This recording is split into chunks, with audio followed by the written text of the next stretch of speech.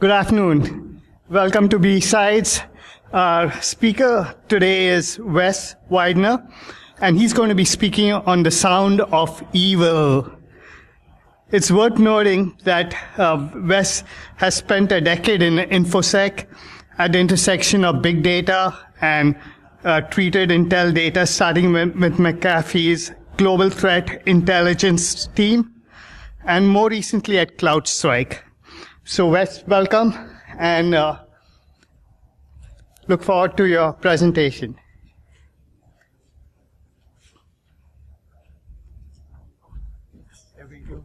Sorry? Is it what? Yeah, everything's good. It's awesome. All right. That is, I think it's my secondary screen.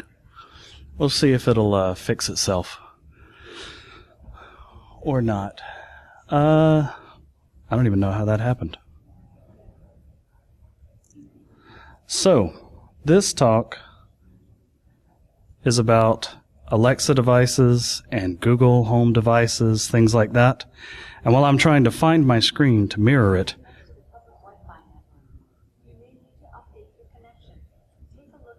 shut up. You didn't hear that. How many of you guys have an Alexa? How many of you guys have... Okay. 1 Alexa, raise your hand. 2, keep your hand raised. 3, 4, 5.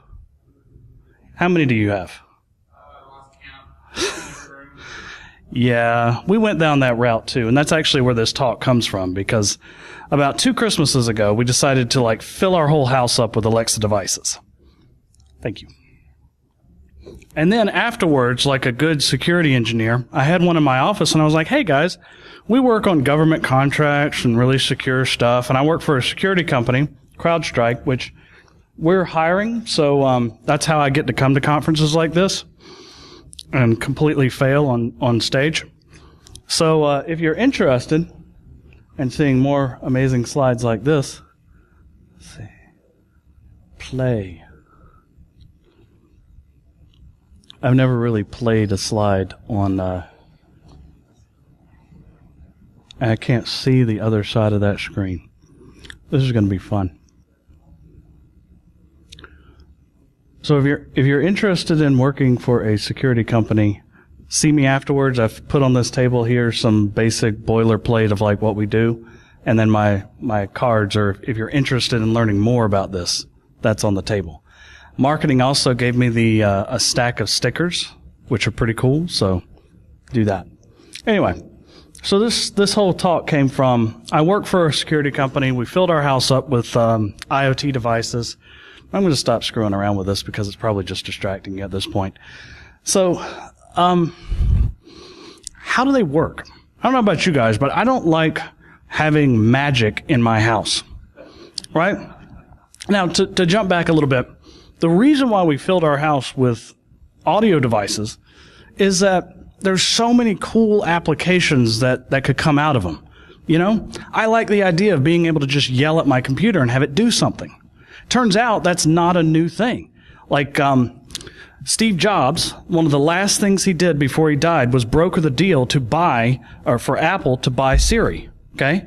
He believed in that years ago. There's all kinds of really funny how to talk to a computer type things in history. And I didn't put any of those slides in anymore because my wife told me that nobody would care. But if you have an Alexa device, you've probably encountered something like this before, right? Where you go to tell it to do something, you expect it to do that thing, and then it just doesn't do that thing.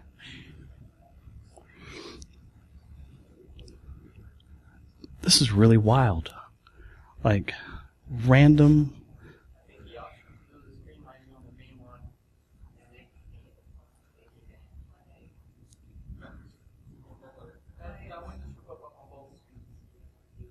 Maybe. All right, let me see if I can do that because this is getting crazy. Nope, it's only playing on one screen. But maybe...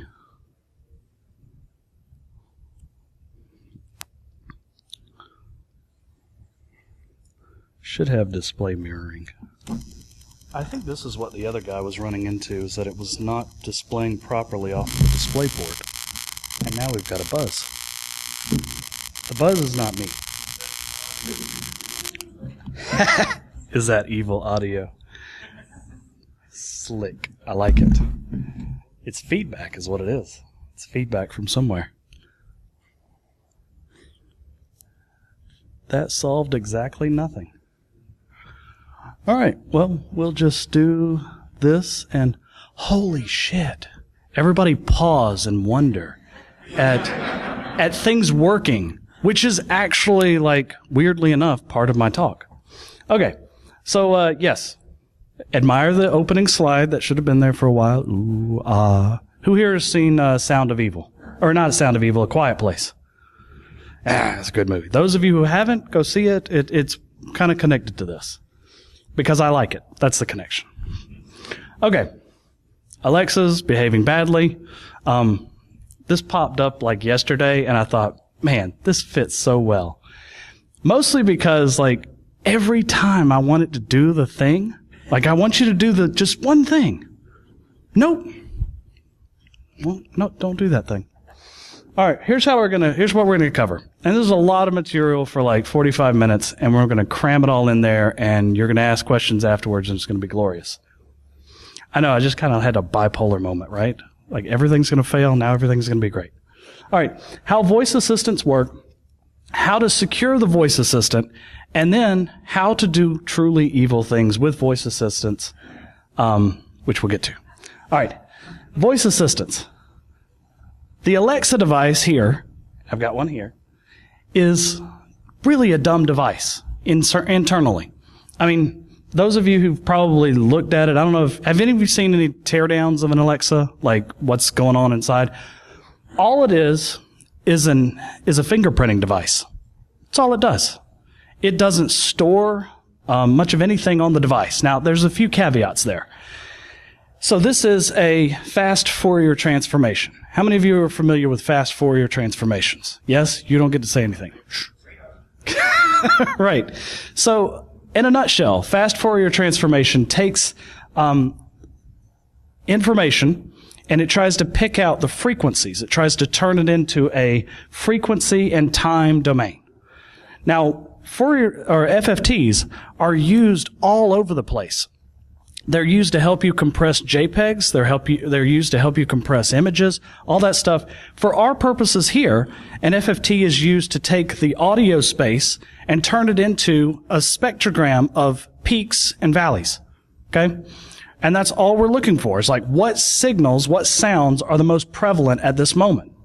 What we can do with that is we can take whatever sound is prevalent at this moment, and then we can say, okay, a nanosecond in the future, or 10 nanoseconds from there, we should have this other peak, this other sound, or this other frequency that's this range. Now, I had this really cool spectrogram, and we'll see if I can drag it over onto the screen. Probably not. Will I dare it? Yes, I will. All right. Here's an example of a spectrogram. Spectrogram is here. This is a waterfall plot of a spectrogram, but you can kind of not really see it there. The time, the frequency, and the pitch. All of this information. Okay? And an FFT will pull this out as like different bands and the different signals. And the reason why that's important is what we're looking for is a signature. This is how we compose a fingerprint, an audio fingerprint. And what we're looking for is if we have a peak, say here, then a couple of nanoseconds in the future, if like we could say this is the other peak, and then we can collect these peaks together, and then we can store them, and there's a whole lot of papers on this. One of the best ones is, or the original is, not Spotify, Shazam has a paper on this about how to do audio fingerprinting, right? And so what they're looking for is, or what they store is all of these fingerprints. And so what happens is you say, Shazam, like, what's playing right now? and it'll start sampling audio. What it'll do is the same thing that your Alexa's doing, is sampling the audio space, turning it into a spectrogram, and then saying, here's all the different high, frequencies that I get. And it's not just sending the highest pitch. It'll also probably send like several layers below it. And the more layers below it you get, the higher the resolution of the audio, right? Do you guys remember the transition between analog audio to digital audio? It's pretty much over by now. It's similar to the whole analog photography to digital photography. The point is, when you go to digital, you're losing information necessarily. And it's because we have to have a cutoff in our resolution, the number of the spectrums or the pieces of the FFT that we bring over. So the more signals, the denser it is, and the higher the resolution. For an Alexa, the Alexa device is not meant to play your voice to someone on the other end who's acting like a switchboard operator to kind of give you the answer back. So it's not going to be the highest resolution. I'm not sure all the frequencies that they pull out, but we do know that it's at least enough for you to reconstruct the voice on the other end. The way that we know this is because recently, a man in the UK asked Amazon to give him a copy of all the recordings because of their data privacy laws. And one of the Amazon engineers went into probably a bucket and collected a bunch of the audio signatures that were sent. Some of them were from his device, some of them were not, and sent them all to him. Okay, so we know that the Alexa device is sending what can come back as reconstructed audio. But my point is, because of the device is just trying to pick out a few frequencies, it's not trying to get voice quality audio. Now, an interesting side rabbit trail on that is that police departments have stacked up subpoenas to try to get that information out of Amazon, which is kind of weird that some random dude in the UK was able to get like a dump of them. But at any rate, so that's all your device really does. Is it's just sampling the audio space around you, pulling out the high frequencies or the peaks of the frequencies and sending them back to your device.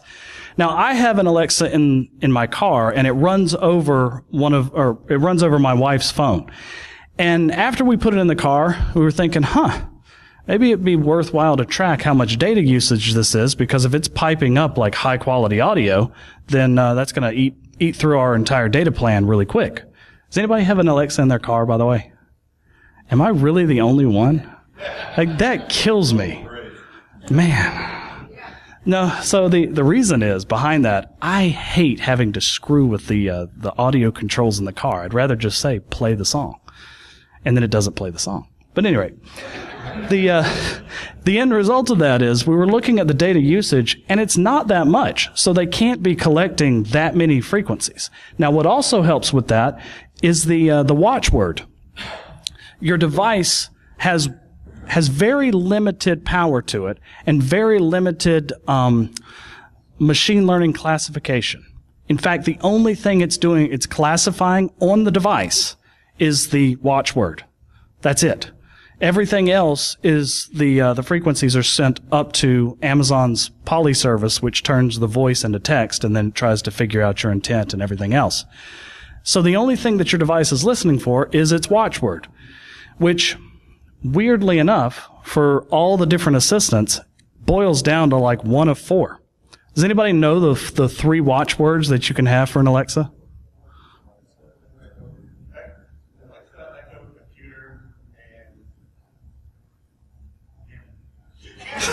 I think it's just those 3. But the point is, for an Alexa, you've got a choice of 3. For Google, you can only say, "Okay, Google." That's it. You can't change it, which kind of fits into other things. Now, what's weird is once you multiply the devices in your home, you're saying Alexa, and it's getting triggered all over the place, right? So we've come up with code names in our house. We call the one in the kitchen the log, and then these are the hockey pucks. That's just so we don't trigger it. Now, what about advertisements? A while back, there was there was a news story about Alexa that ended up triggering Alexas. It's like this whole feedback cycle. So what they did, Amazon last year decided to come out with some standard guidelines. And what they did, there was a dog burp commercial, I think it was for the Super Bowl last year, maybe. And it magically didn't trigger Alexis. And somebody took the waveform of it, looked at it, and noticed, you see that dip right there? The average human can't make that dip in that frequency. A human can't make that dip at all. It requires cutting that out. Now, the weird thing is, our ears fill that in. So nobody hears any difference. The computer, though, looking at all the frequencies and pulling that out, says, nah, that's not Alexa. That's not what I'm looking for. Now, that fits into what we're talking about here because your device is trained for a specific sort of model. And so if pieces are missing out of that model, it's not going to trigger.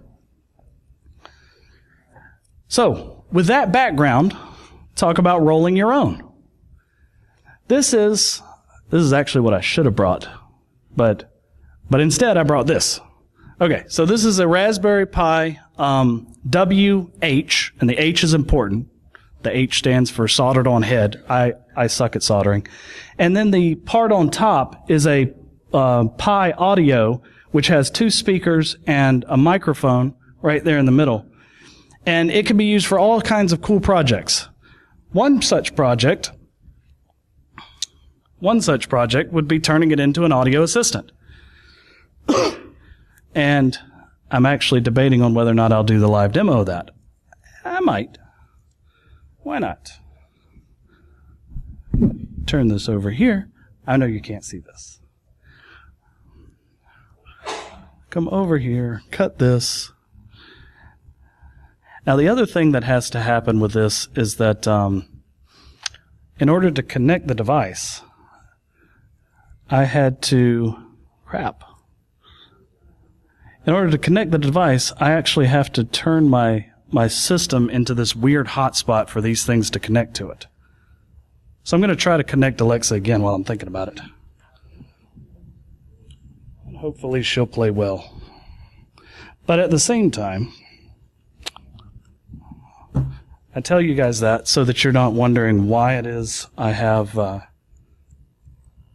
this weird thing of figuring out what lease my device has taken, which it should be the same lease that it was taking earlier this morning. Dulios, which is Greek for deceive. Ooh.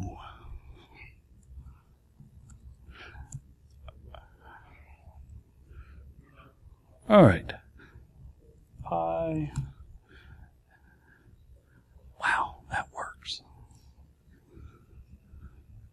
Sweet. Nope, too big. All right. So, on my Raspberry Pi device, I have a Google Assistant drive.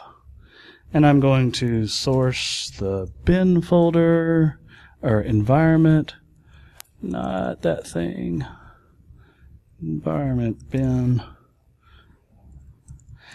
And all of you guys are like, yeah, that's great and all, but how do I do that at my house? That's where you email me or tweet me. But no, I'll have the links to it at the end. So anyway, push to talk. Now, the reason I said I should have brought the other Raspberry Pi is because the B Plus is roughly 2 times as powerful as the Raspberry Pi Zero, and that means that it's going to take a lot longer for it to start up here. What we're doing here, while this is starting up, Google actually has a kit that you can use. Really? All right. So anyway, oh, I know why I screwed that up earlier. No, it's because I was trying to get this other project going, this OK Google project, that I screwed up the certificate for this project.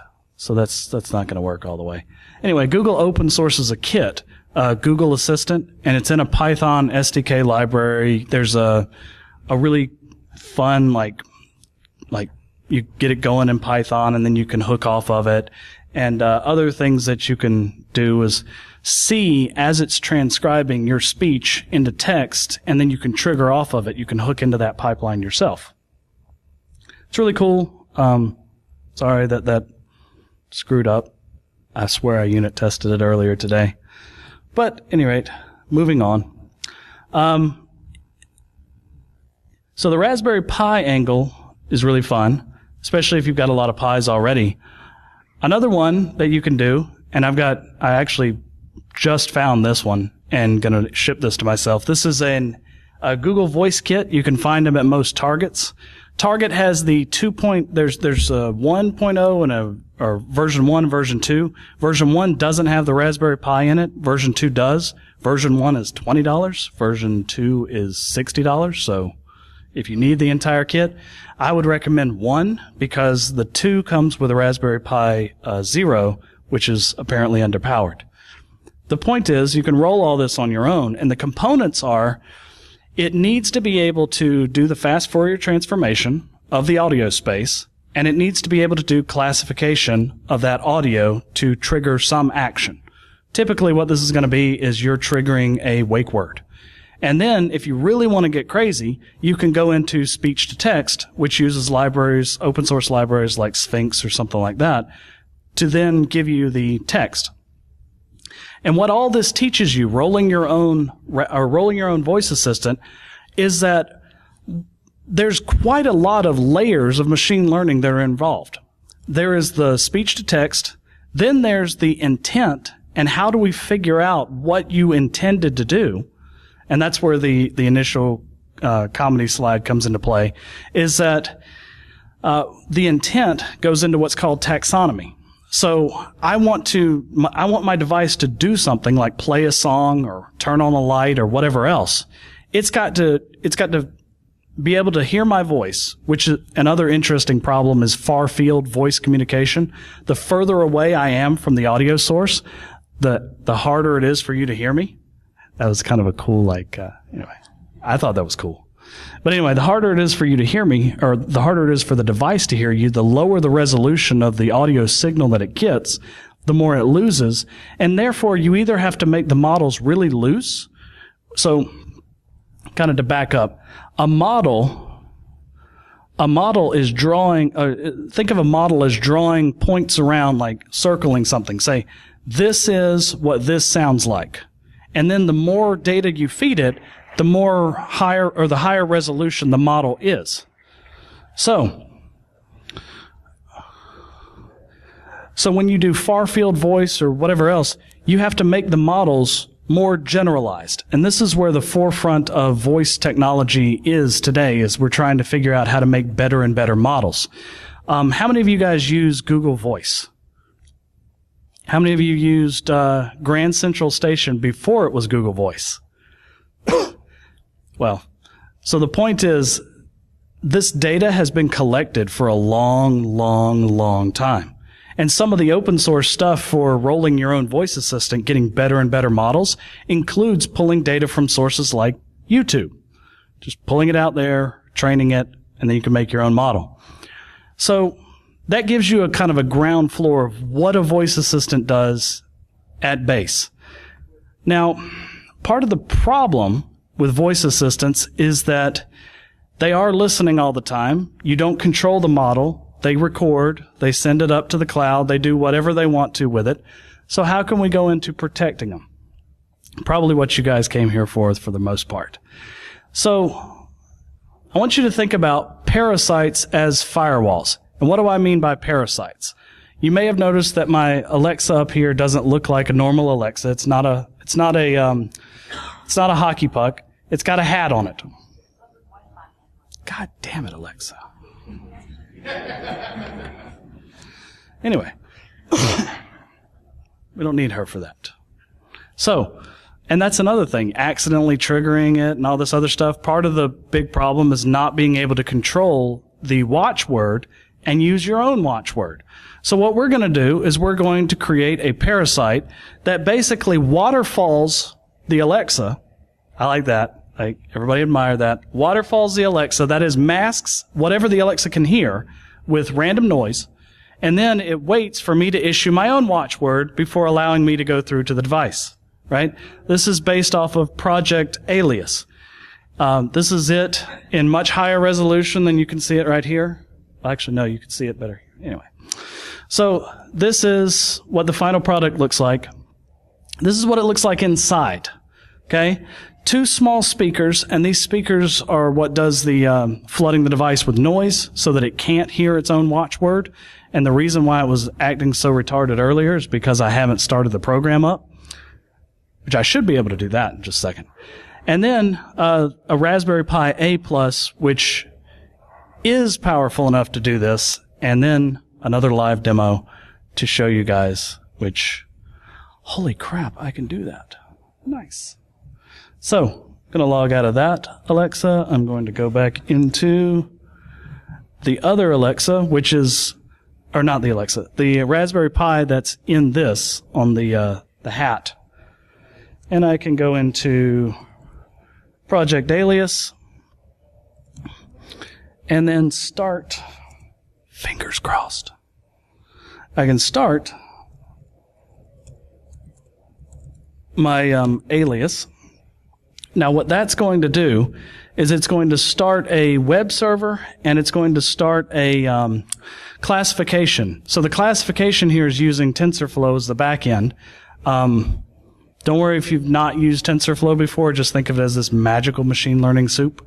What we're doing is we're feeding it our fast Fourier transformations, fingerprints into it, and then it's got its own model, and it's saying, am I triggering, oh my gosh, am I triggering the watchword?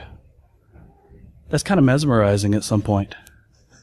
Anyway, so what it's doing there is it's sampling the space every, let's not 5 seconds. Oh, I shortened that. That's why that is so terrible. It used to be 5 seconds. So it's sampling the space, and then it's feeding that through to the TensorFlow model, and it's saying, did it match? Did it match? Did it match? It's the same thing that your Alexa's doing all the time. Did it match? Now, it's never going to match on this one until I do something like...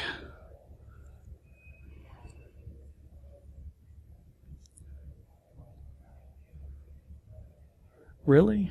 I lost my window? It's never going to match until I train it, and I'm going to train it with a new... There we go. I'm going to train it with a new watchword.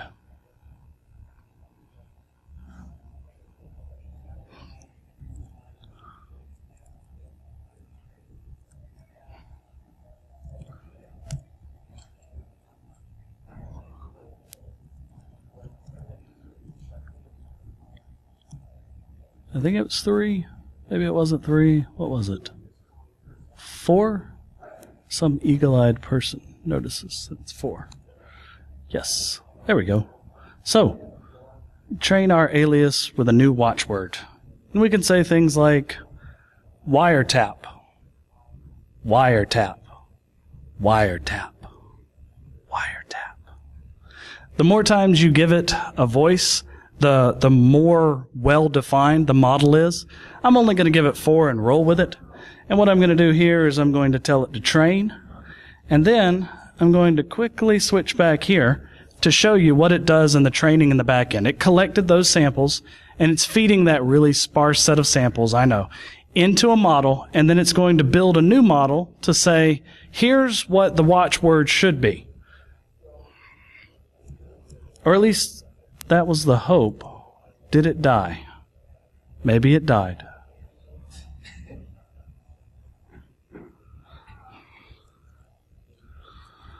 Ugh. Everything sucks again.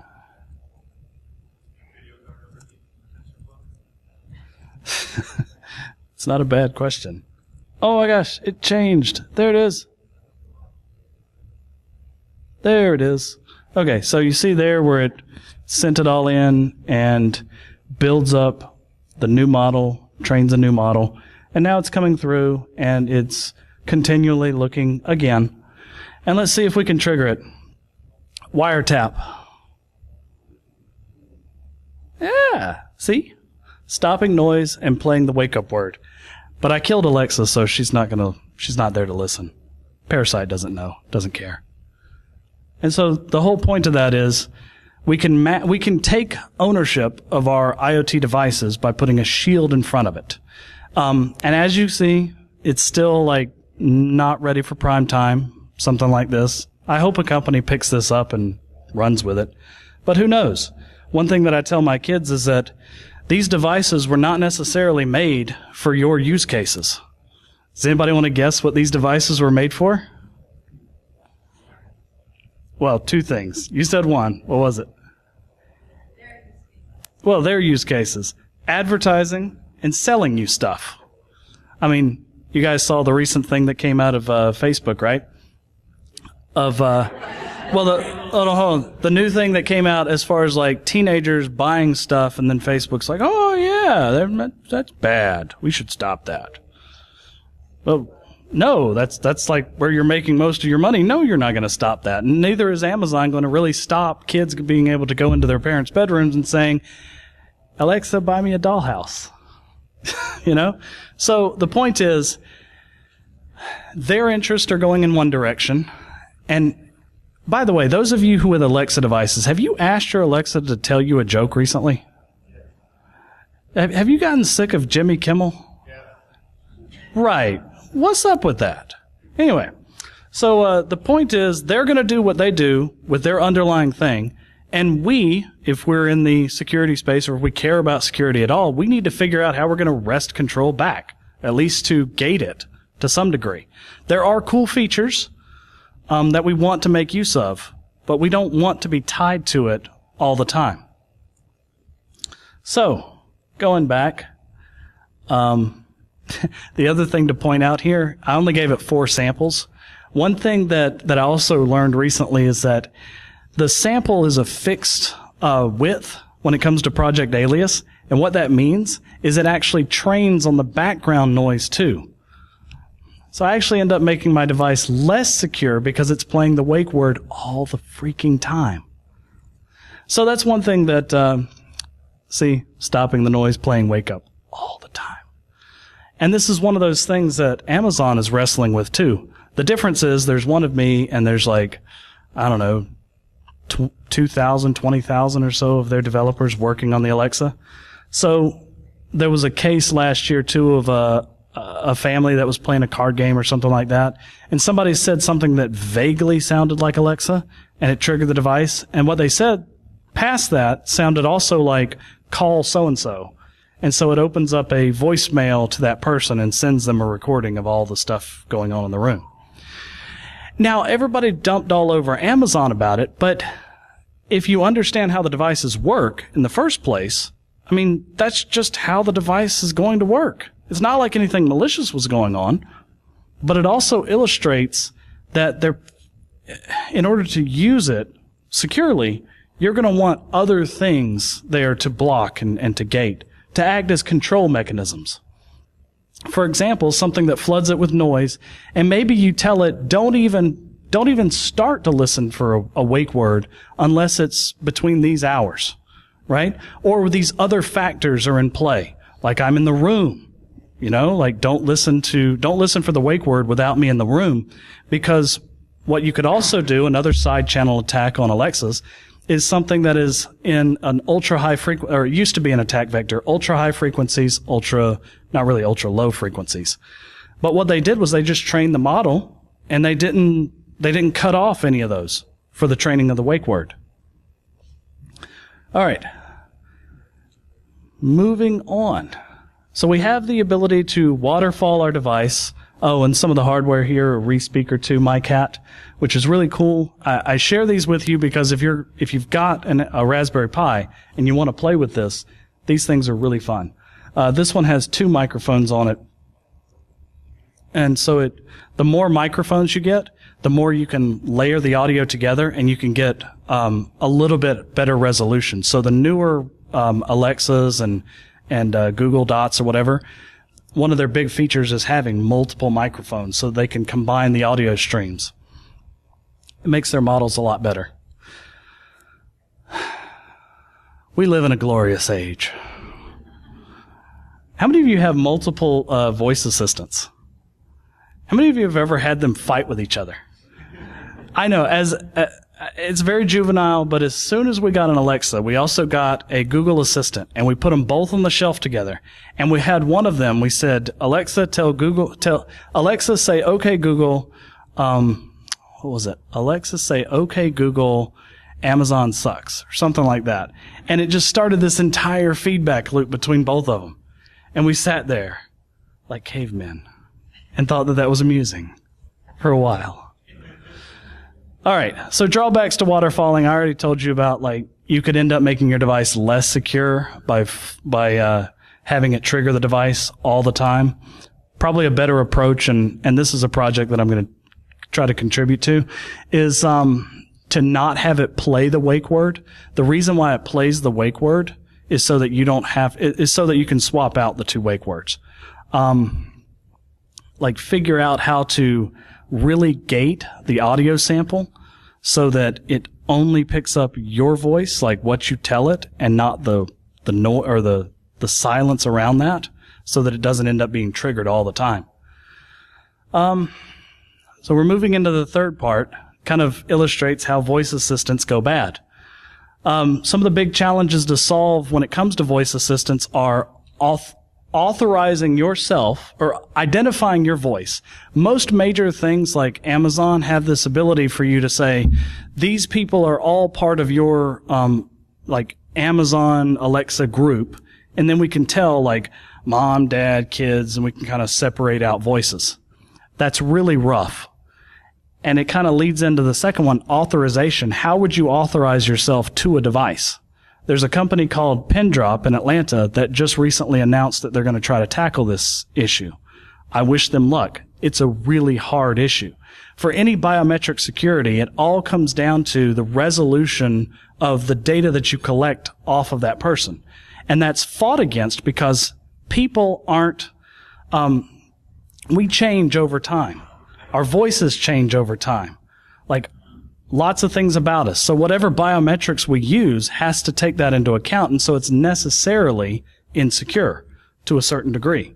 It's never going to be as secure as a password. That's why every device, every mobile device you have, if it can't get a good read on you, whether it's your face, your fingerprint, or your voice, it's going to go back to enter your PIN, because that is the most secure way. Conveying sensitive information. There was a really cool thing that I tweeted this morning about a research paper on how to whisper to someone using lasers, and basically it's just frying the inside of your ear. Everybody's like, that sounds horrifying. Yeah, it does, but I mean, we do horrifying things to do stuff. Anyway, privilege separation. One of the biggest problems on an Alexa device is that it is way overprivileged. And there are ways to turn things off, like I highly encourage you to turn off the buying feature, which is funny because Alexas were built to sell you things, and the vast majority of people are smart enough to say, nope, I'm not going to have it do that. So they're having to pivot now inside of Amazon to figure out what other things could we provide people. And I'm not ashamed to admit it, but my Alexa in my house has told my kids more bedtime stories than I have.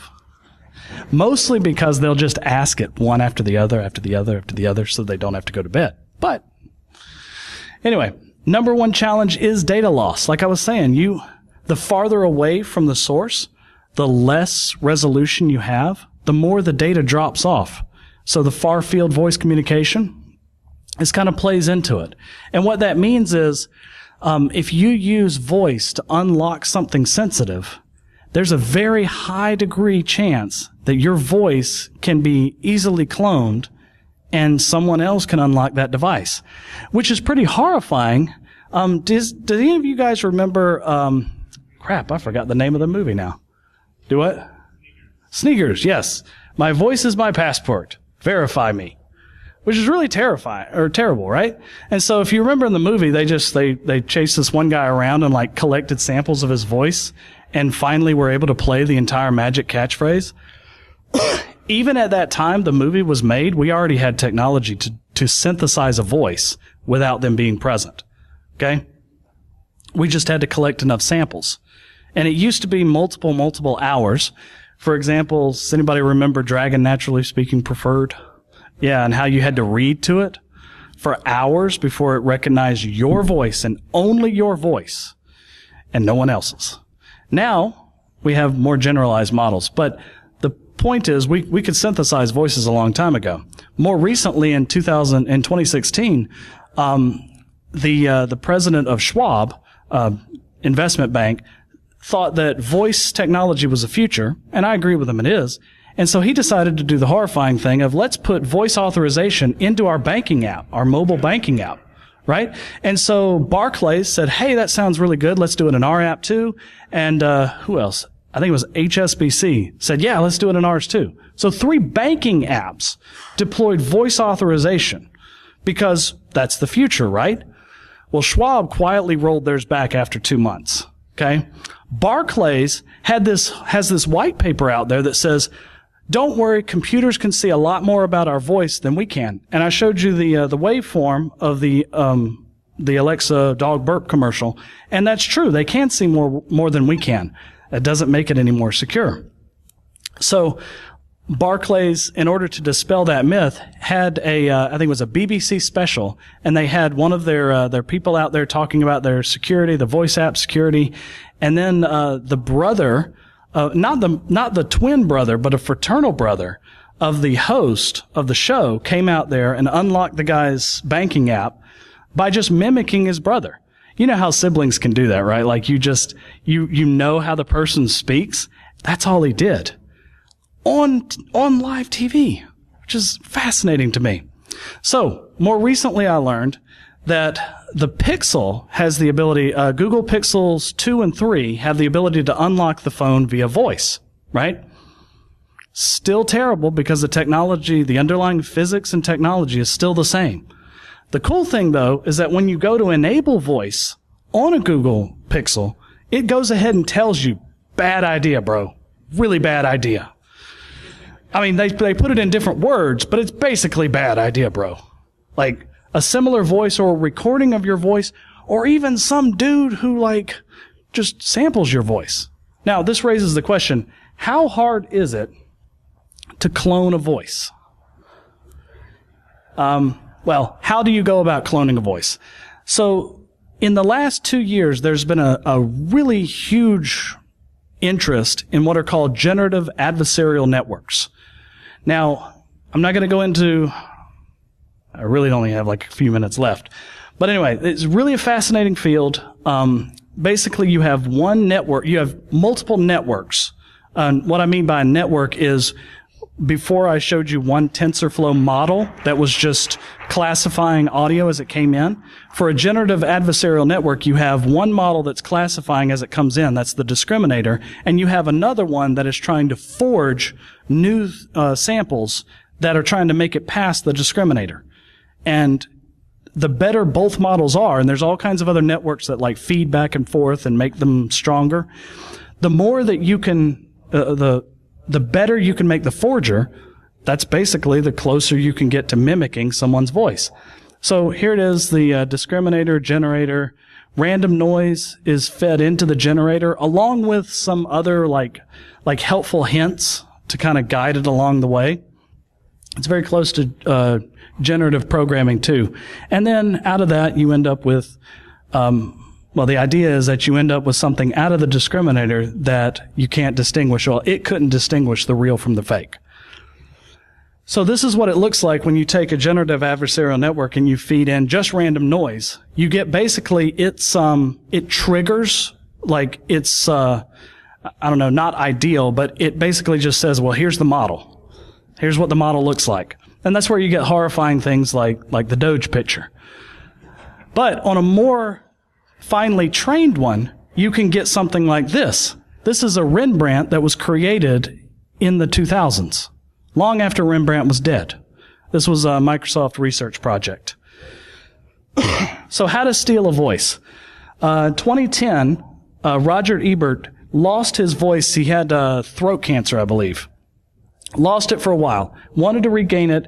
A company called Serproc said, look, we've got hours of your voice on like being recorded, we can give you your voice back. Now, what's also interesting is the same company went to Stephen Hawking and said, we could do the same thing for you. And Stephen Hawking's like, no, my trademark is the voice that I already have, right? Or the voice from his, that thing.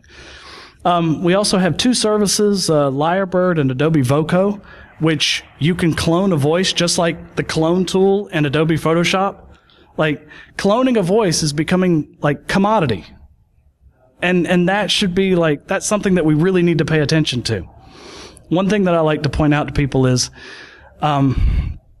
we take a lot for granted when it comes to the voices that we listen to.